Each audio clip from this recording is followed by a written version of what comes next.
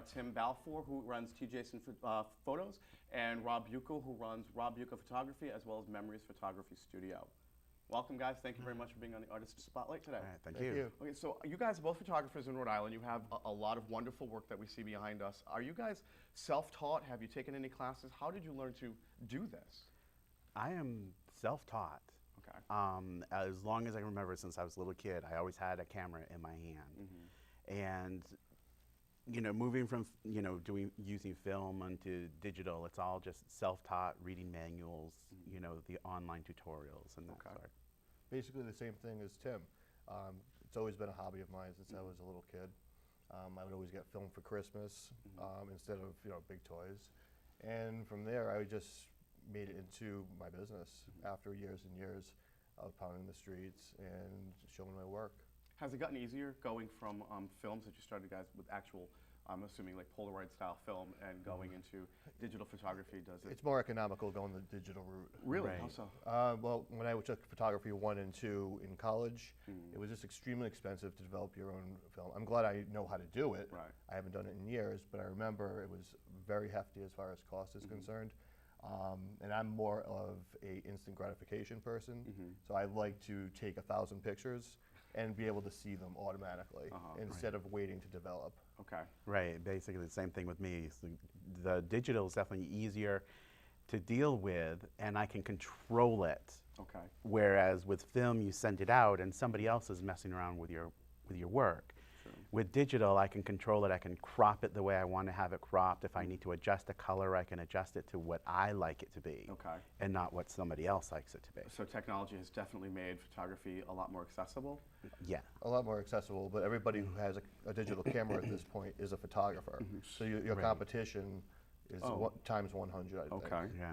So I think creativity, you really have to have that eye to be able to carry it into a business at this point. Right. Exactly. So I'm assuming that going from film, straight film, to going into digital photography has changed your style. Has it? I mean, you know, from the way that you, obviously it would naturally morph into something differently even if you had stayed with film. But did it make it happen a little faster, a little quicker than it normally would have? I think with the development of the internet, it helped us as far as promoting our work, definitely. In post-production with the photos, again, like Tim was saying, you can edit however you wanted to. You can crop it. You can color correct. You don't need to be buying fancy filters anymore for your cameras. Oh, okay. You know, it depends on what kind of editing software that you're utilizing. Okay. Right, exactly. And you know, you can actually, if you want to transfer a picture from color to black and white, you don't have to have special film for that. You just click a few buttons in your computer and it's black and white. Interesting. And so how would you guys describe your style of photography, or do you have a definition of it, or is it constantly changing and morphing, or do you have a specific way that you like to shoot? Well, with me, I always go the opposite of what everybody else does. I try to, at least. I try to make it very interesting. I try to make my colors pop a little bit more. I get a little more creative as far as going black, white, and another certain color, maybe red, maybe blue. Okay. In that case, with Timmy DeClough, it's black, white, and blue. That's a big style, right? That's very trendy right now. Okay.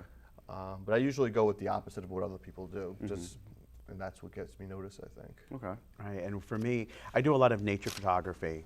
So, you know, having the colors, you know, jump right off the screen, you know, the page right in your face, and also when I deal with portraits and taking pictures of people, I like to get them outside as much as possible. I do have a studio where I'll do portraits, but if I can get somebody outside and get the natural sun and the natural coloring of their skin, and then the way the sun works on, because it reacts, your skin reacts differently with sunlight than it does with like studio lighting. Yeah. And so it's more natural, so your skin actually takes on this natural glow when you're outside. Okay. So I actually like to deal with, you know, working outside as much as possible, which in New England in wintertime, it makes it a little difficult to do that. But that brings me to another question. Working in New England, I mean, you've got the 4 seasons. It's got to be slightly inspirational. Do you find it inspirational to go outside and with your camera and take these photos? Absolutely. Or do you find it a little disheartening because there's 17 feet of snow, as we've had this year? Right. Well, I take a lot of my wedding. I do a lot of wedding photography, and I get a lot of weddings in the fall. So I get to utilize all the colors, the trees. And if I wasn't in New England, I would never have that opportunity. And I think that definitely is a big seller as far as weddings.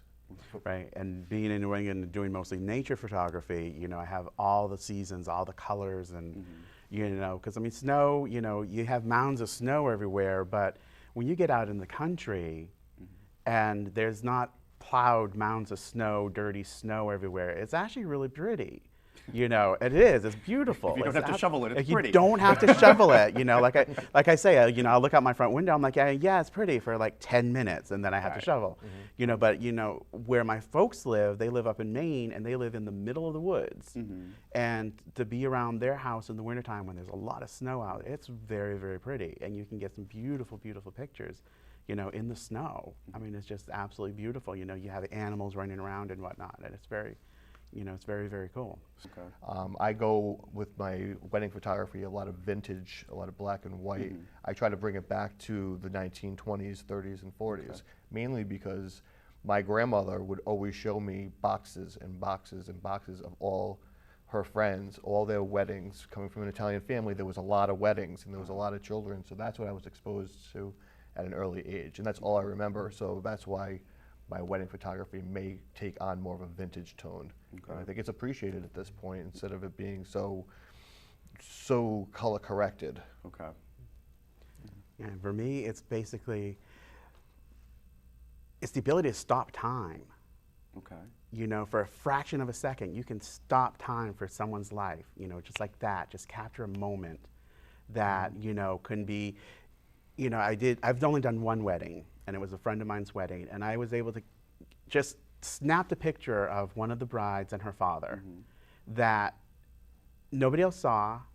I just happened to look around the corner, and you know, I just spoke with them last week, and she said that every time she looks at that picture, she cries. Wow. You know, and it's just, you know, and to be able to stop time for someone's life and bring out that emotion whenever somebody looks at a picture, to, you know, that's you know, the ultimate thing is to bring out emotion no matter what the subject is. It could be people, it could be an animal, it could be a storm, but to bring out emotion and stop time for that 1 second. I believe I'm the same exact way as Tim, but I think that comes from us not being trained with a 4-year degree. I think we would have a different eye if we did it that way. We've been critiqued. I think that we've had more no's than anybody else because we don't have the paper to back it up and say, okay, we went 4 years to a photography school. So we had to knock on more doors. We've had to have more no's. And the rejection has been unbelievable because, you know, 99% of what we submit is rejected. That's how it used to be. Now that we've built up a reputation, it's not as bad like that any longer. Right. But it took a lot. How many years did it take you?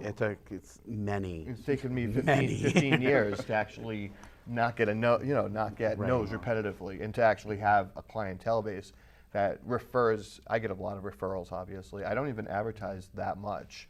I had one big hit on the Not.com, which is a big wedding website.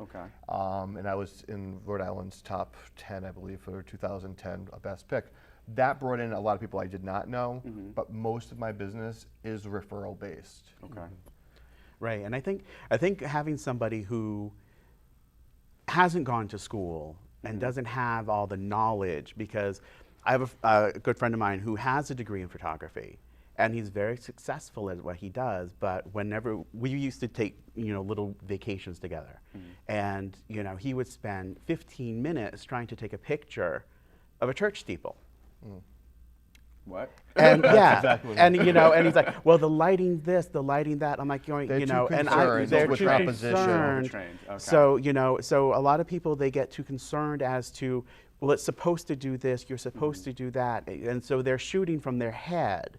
Whereas somebody who's not trained, they shoot from their heart. They shoot with their gut. They're too technical. They're too passion. They're too technical. And we see things that they may not see. Granted, they may see some things as well because of their training, but I think that ours is going to take a more emotional approach Right. on the subject. Do you feel that your emotions of the photography that you're taking comes through in the pictures? Is that one of the goals I think of that everything Yeah. that you take? Absolutely. Every- Sanitized, you know. Every image that I do, I think, to me, tells a story. Okay. I can tell you what was going on in my life at that point when I took that picture. I know what was going on in their lives, if it was a person, especially if it's a landscape. I know what was going on. I know what time it was at. Wow, that's impressive. I have a really great picture of the Newport Bridge, and there's a million pictures of the Newport Bridge, a million. But I got up at 6 o'clock in the morning in the freezing November cold and took a picture because the light was coming up the right way, and when I captured it, there was a red sky, and that's how it photographed without any color correction, and you really gotta, that's the artistic side of you at least. You really have to look for that sort of thing. Nice. Right, and you just basically, when you're photographing, especially when you're working with people, you have to kind of get them going as well, because everybody's nervous in front of a camera, and you have to, so your emotion and your passion has to kind of like almost generate over to them, if that's the proper way of saying it. But you have to get everybody excited about having their picture taken. True. If you're at a party, everybody having a great time, you can click off a bunch of pictures and they all look pretty good. But if you're in the studio and you're trying to do wedding pictures or you're trying to get senior photos done, you have to, you can't be uptight, because if you're uptight, they're uptight. Oh, and that's completely You true. have to be relaxed, and you have to have that passion, and you have to be able to have the ability to relax everybody. When you're doing, like, with the nature photography, I don't have to worry so much about that. The only thing I have to worry about is this animal going to bite me? Are the bees going to come out of the hive? So am I going to get run over by the bus while I'm standing in the middle of the street trying to take this picture? So there's a lot of different things that you run through your brain while you're trying to take a picture, but you have to have it kind of locked down, but still be excited. And I think you definitely need a rapport with your model. There's no doubt. Yeah. And because I do a lot of model and actors and actresses, their portfolios and headshots, and I speak to them for at least 15, 20 minutes before I even take a camera out, just to get, especially if I don't know them. If I know them, it's easy, because I do know a lot of people in the area that are involved with the, in acting. But if it's a brand new person, I show them what I've done. I get to know them. I need their personality, because if I don't get their personality in their picture, that picture is not going to be. The burgeoning arts community that's happening in Rhode Island and New England, at least I think so. I've seen such a buildup of local films and local theater and arts. Is it making it easier for you to say, I'm a photographer, to get out there, take your pictures, and get people to come to you? Or is it harder? Is there more competition, especially competing with, as you said before, people with degrees? You've got the Rhode Island School of Design, Right. and you're competing with those type of kids. Well, I put myself out into the movie scene. I am a still photographer for a lot of films in Rhode Island and Massachusetts, so I have the opportunity to actually meet a lot of actors and actresses. And through word of mouth, that's how they wind up getting their pictures done through me.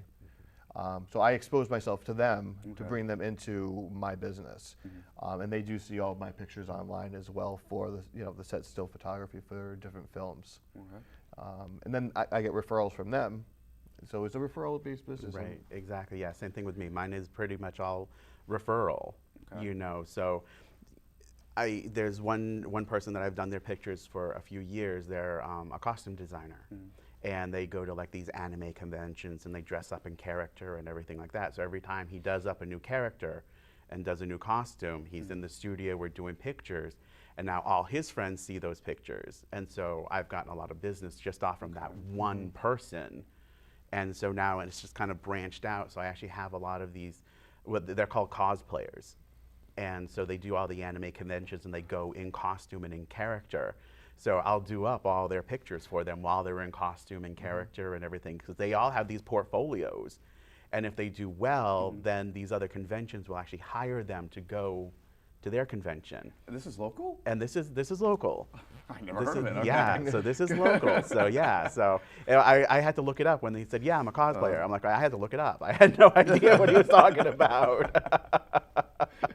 Now, do you find any limitations sitting here working in Rhode Island and being based in New England? Have you ever thought about going to someplace where you would have more access to more people, more funding, more, Not really. No? No. I just think the cost factor in Rhode Island in our area is lower because if we were in New York City, Really? obviously I've had people come from New York City to come up here because my cost is significantly lower than someone in New York City. Right. So Yes. it's Right. Headshots, yes. Right, even So it's worth with the the $80 travel train. time, from New York up here, and you're still, way less than it would cost. They could still budget all that in. It will still. it's completely worth them to take Yeah. a $100 train fare to Rhode Island to have their pictures done up here. Right. People from even in Boston, it's slightly higher, I think. But again, I think it goes back to the quality. Do we have the same quality as the photographers in New York? No doubt, yes. Yes. Oh, yes. Definitely do.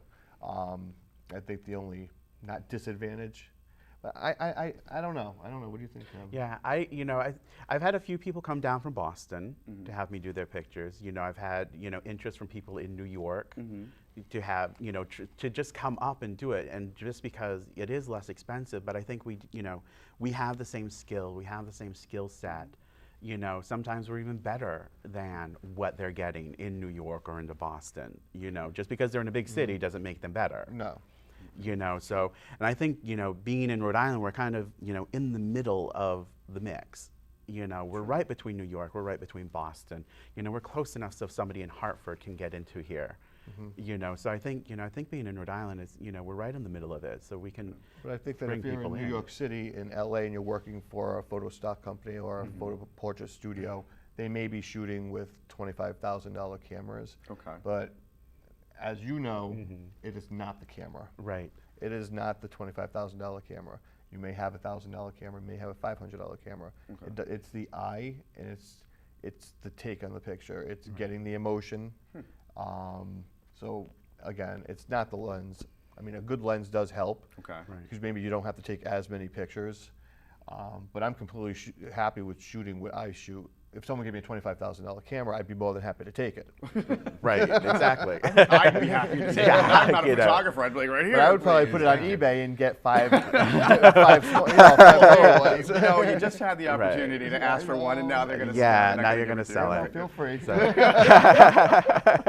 So now you both run your own businesses, basically. You've got, it's TJason Photography, Yep. and you've kind of got two I going do. on. I have Buco.mov, Okay. which is a mixed match of everything I've done Okay. since I was a kid. Okay. Some a little more obscure, a little bit more cemetery pictures, a little more gothic, a little more crossing the line. Then I do have Memories Photography Studio, which is primarily a portrait studio. Okay. It's family oriented. I do students at a few different schools. I do their portraits. I do family portraits around the holidays, Valentine's Day. I do a lot of couples, engagement photos, anything indoors. Okay. I do at the studio. Okay. Exteriors, I could bring Memories Photography out and do pictures outside as well, but it depends. It's more family oriented, Memories. Okay. What's it like? I know you both also have your own studios, and it's got to be a little difficult to get money and funding. Do you find it that way in Rhode Island or New England area? Have you gone out looking for funding to help support your art? It's difficult because there's only so many grants and so many funds and whatnot, and you have, like you mentioned earlier, you have RISD out there, so you have all these students that are vying for this. They have pretty much everybody, like Rob said earlier, you have everybody who has a digital camera who is now a photographer. So they're vying for that money. So I'm not, just so you know. No competition for me, ever. Okay. Exactly. And even trying to get, if you're trying, going right directly for like a small business loan, those are rough to get because you have to have so much, meet so many criteria to get them. Okay. And it takes forever to get it, and you have to do this, you have to do that, and do this. Are they supportive though when you walk in there and say, I'm a photographer, this is my, as an artist, you're an artist in Rhode Island, you're walking in, you're saying, I want to start my business. Yes. Are they more willing to help you than an accountant who wants to? I went into the Small Businesses Association in downtown Providence a few times, and they are very supportive. They are so supportive of anybody who has an idea to start their own business. Okay. And they will sit there and help you, figure out what's the next step. And then there's also another company, not company, but association called Every Business Counts, which they are a collaborative of all these different business owners who are very successful. And they basically teach you how to start your own business. And so I've met with them, a couple of times, and again, they're very supportive. They have a whole support network where you can say, all right, I need to figure this out, and they say, all right, we have somebody, and they refer you over to that person. Okay. And so, the support is there, but there's so much competition, for lack of a better word, for it. Because they're not just focusing on the arts, they're focusing on everything. So you want to open up a bakery, they'll help you. You want to, open up a nail salon, they'll help you. Okay. So everybody's vying for attention, especially in this economy. Everybody's just like, there's no jobs out there, so let me create my own. Okay. So funds and businesses and things like that, there's a lot of competition for it. I personally have never gone that route as far as going for a small business loan or anything like that. I basically just saved my money from all the shoots that I've done and went that route. Then I finally was able to get the photography studio and do it that way. But I come from a house full of CPAs and accountants. So that helps. that helps out. Nothing against accountants, they're wonderful people. But they directed me to be able to finally, after years and years of wanting my own studio, my brother, who is an accountant, directed me and said, this is what you need to do at this point. Because you could only go so far working out of your house or renting a small little space and sharing a space with somebody.